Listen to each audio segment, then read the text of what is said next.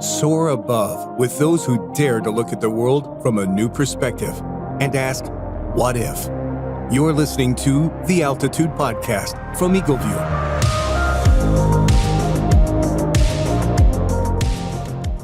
Hi, I'm Piers Dormeyer, CEO of Eagleview Technologies. On this show, we bring you stories of pioneers who are redefining the boundaries of their fields. Today, we're joined by Samuel Adeyemo, co-founder and CEO at Duranta, a company that develops software for designing and maintaining beautiful outdoor spaces. From Wall Street to entrepreneurship, Samuel's journey is defined by bold pivots and purposeful leadership. As we discuss leading through volatility, whether that's market disruption, climate urgency, or social change, Samuel shares how purpose, innovation, and a global mindset can fuel impact far beyond the boardroom.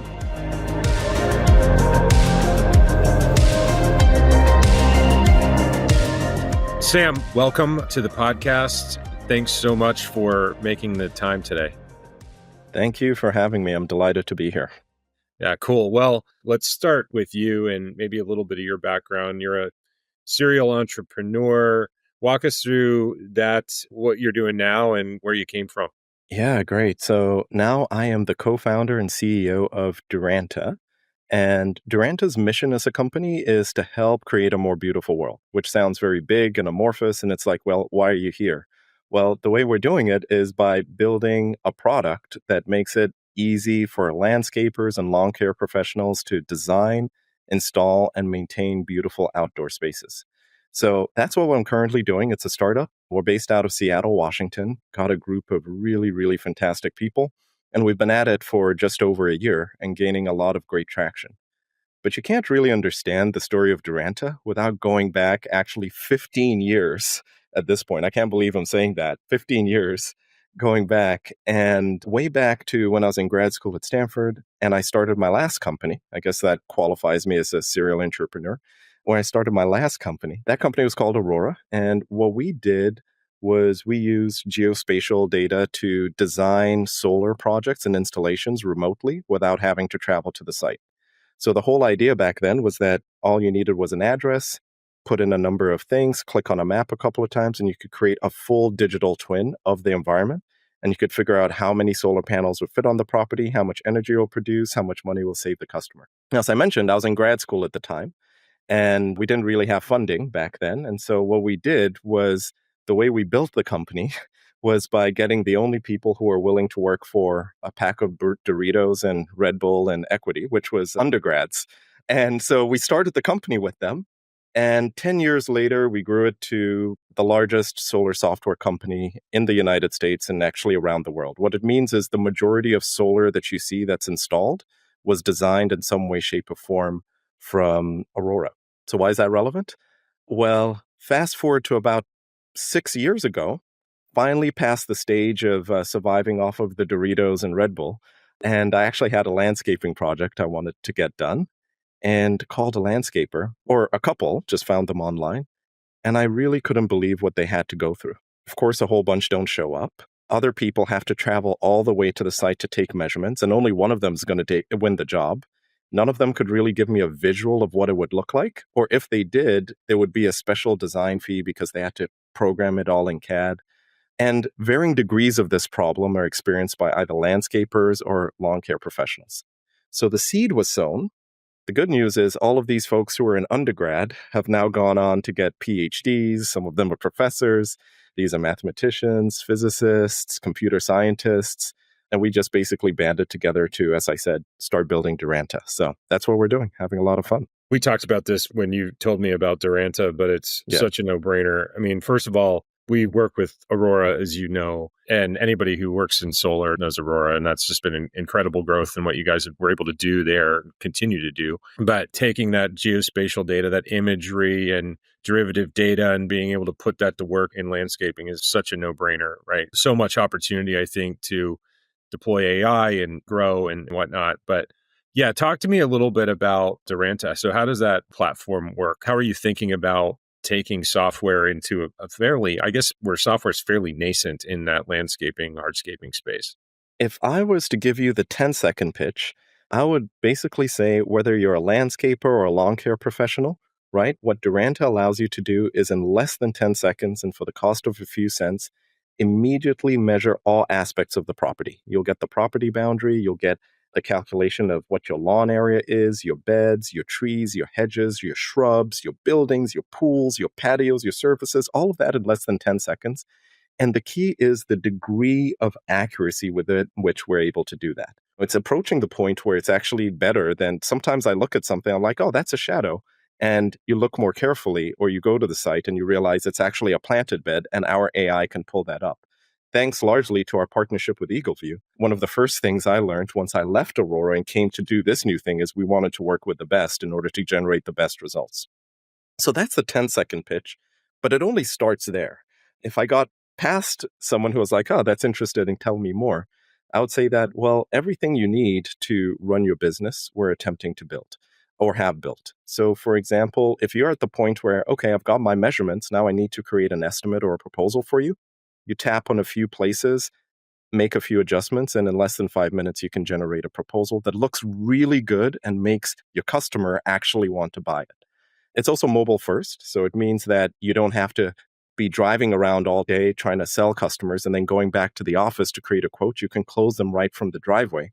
There's no reason for them to not sign right there. So in order to facilitate that, we also have to have other tools such as an invoicing platform that is powerful, built for landscaping, syncs with QuickBooks, all of those things that you'd be looking for, a proposal tool, basically signature tracking and activity tracking, the whole gamut. So all of that is infrastructure to allow you to actually, again, design, which really we're calling it design, but it's click on a few things and the design is done for you.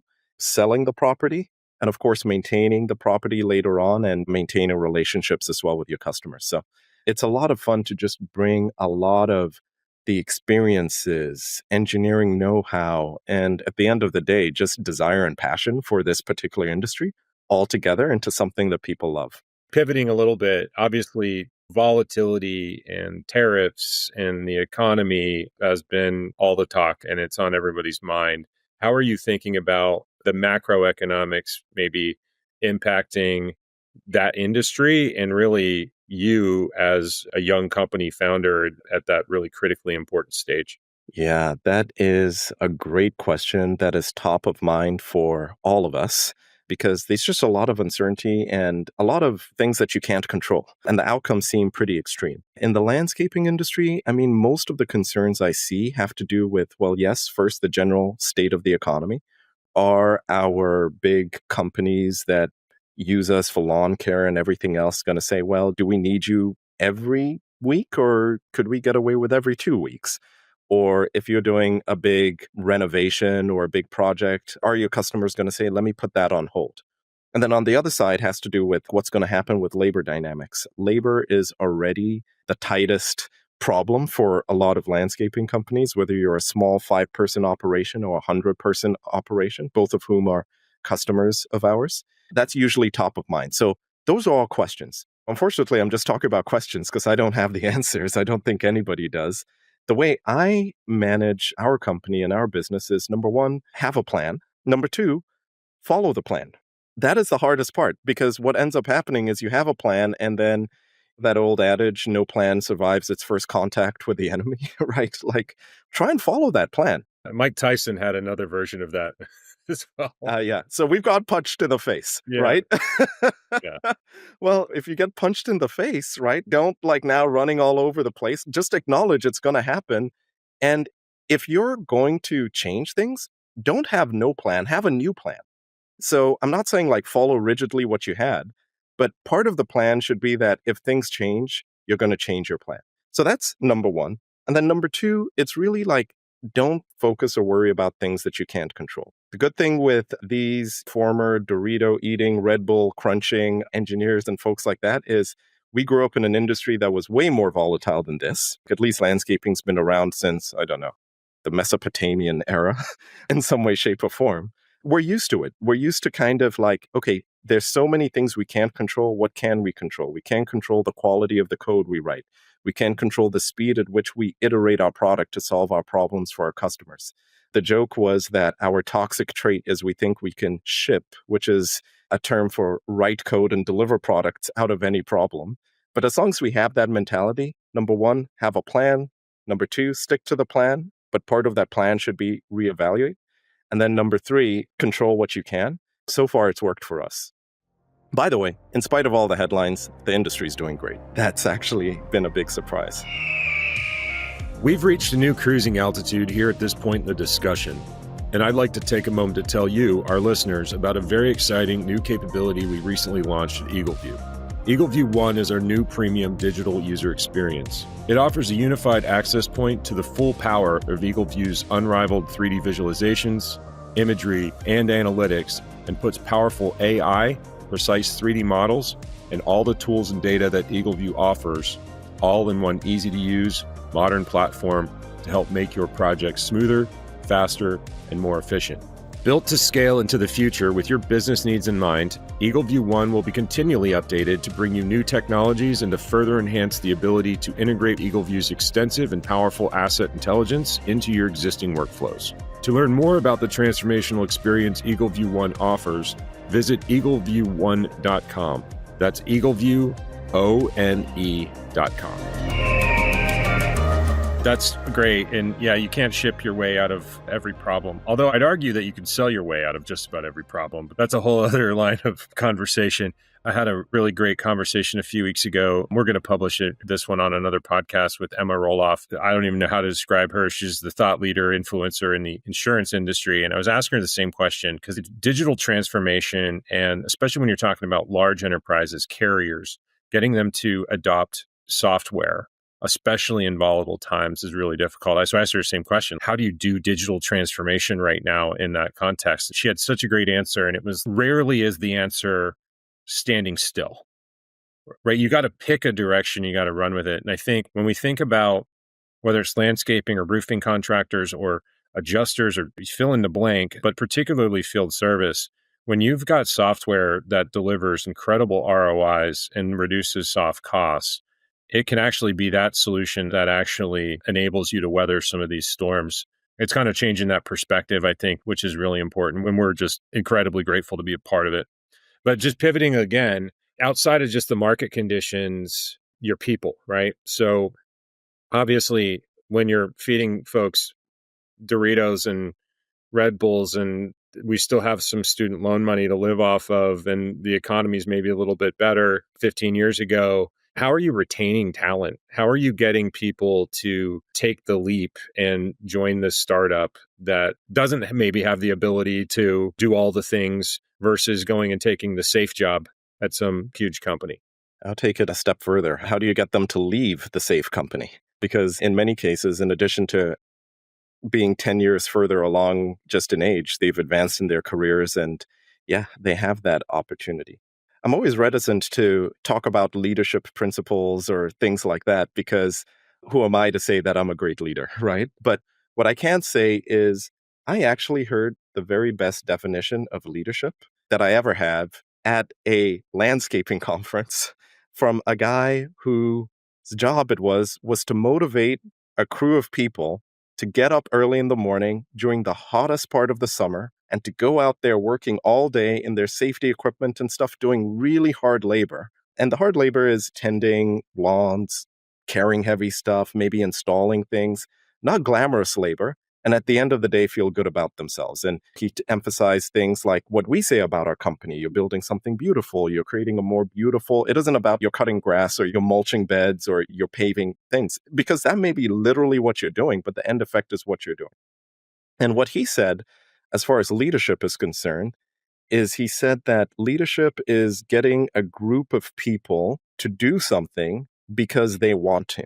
I may be paraphrasing. We have a blog article. We have an article on our blog called Leadership Lessons, and it comes from Ermenildo. That's the name of the guy who said that. I've been through all these leadership courses, grad school, all sorts of stuff, had the best speakers. But the reason this was the best definition for me was that last part, because they want to, not because they have to, not because they need a paycheck, not because they're forced to, but because they want to. And I think the end part of because they want to is really inspiring them about what the end outcome could be. And also just creating the right type of environment where you lead with integrity. Yes, I don't have all the answers, but I can promise you that I'm going to be the last person here every day and the first person in. and just letting them know that, look, this volatility comes and goes, right? But at the end of the day, as long as we're consistent to our mission, we'll be okay. So I guess the short answer to you is I think it comes down to leadership at that point. And what I learned from Ermenildo is that leadership is about motivating people, right? And really getting them to do something that they want to do, right? Not so much that you want them to do. Yeah, I mean, it's a great answer. And I think consistency and where you've been in the past, your reputation precedes you to, right? And now I think prospective employees have means of fact checking. They'll fact check your ass and make sure that you're living up to your promise, which I don't think is a bad thing. I think that's the first cuss word I've dropped on this podcast. So I don't know. In this day and age, the bar for cuss words is a lot higher. I don't even know that one really counts that much, but my daughter would find me for it anyway. So they would take my CEO card away if I didn't ask the question. I know Duranta employs a lot of AI kind of natively. So maybe we can talk a little bit about that. But where do you see Gen AI coming into the landscaping space? Because it's not an area that you immediately think about being quote unquote transformed, or my least favorite word, just disrupted, right? But where do you see AI coming in and taking that industry over the next couple of years? I think that AI, in a nutshell, has the potential to make landscaping businesses incredibly profitable. I think it has the potential of taking something that's like a 10% margin business, barely making it every year, working all hours of the day, missing ball games and things like that, and giving you back time because the time that you do spend is productive. That's at a high level. The thing that's also awesome about AI in this space is, unlike other spaces, you're not worried that if it ever gets good enough, your particular job is in jeopardy. In this case, it is only good. The better it is only good for you, unless there's a whole world that I'm just not thinking of. So specifically the way we're employing AI, and just to give you some background, because they'll take away my CEO card if I don't brag about the team. This AI team that we have are, again, people who we knew back then. One of them is a professor who's won Best Paper Award multiple times at the most prestigious computer vision conference, and other folks like that. And what they've done is develop that technology that I shared with you, right? You put in an address, well, that's it. You hit a button, it does all of these measurements for you. If you're a lawn care professional, right, who would drive to the site, this is going to save you half an hour minimum per job. So you're quoting, 10 jobs, that's 1.5 hours immediately that you can be spending on other things. So that's one example. And then, of course, you can take it to the extreme for people who are doing big commercial fields. In fact, that's where it's most popular. You have a 10, 15 acre plot and get all these measurements instantly. You almost don't have to prepare. You just show up at the job site and you're ready. So that's how we're currently using it. And that's been exciting. We train our own models. It's not a plugin, so it's original technology, which I don't say for a vanity metric, but it gives us a lot of flexibility to take it in all sorts of other directions. I'm not going to share just yet. You'll have to invite me back for me to talk about what's coming next. Yeah. I'll leave a little hint in there for you. Yeah, no, I always take the bait. It's all really interesting stuff. So maybe I'll start to wrap us up, but what are you most excited about given all these new tools over the next 3 years? Well, I'll say two things, right? I'm excited about our partnership. I'm excited about some of the stuff we've already been able to build. Super zoom, that's just awesome. Being able to zoom 8 times further using Eagleview, right? To be able to go and see pixel level, accurate artifacts on a property or segments in a property. We couldn't have done that in the way we did without our relationship. So that's really fantastic. So I'm excited about leveraging the strengths of key partners we have in order to create really cool things. And that's just a flavor of the type of technology things I'm excited about. But on the other side, I really am excited about the fact that we will help create, ideally for a successful and more beautiful world. I think there'll be a lot of people who get to have more beautiful properties. I think there'll be a lot of companies that get more profitable and more beautiful businesses. And if we can do that, yes, of course, leveraging technology, but it's for a purpose. It's not a homework project. It has to be productive for these folks. If we can do that, then I'll be very, very happy. Create a more beautiful world. I don't think we could land on a better close than that. So thanks again for coming on. Thanks a lot, Piers.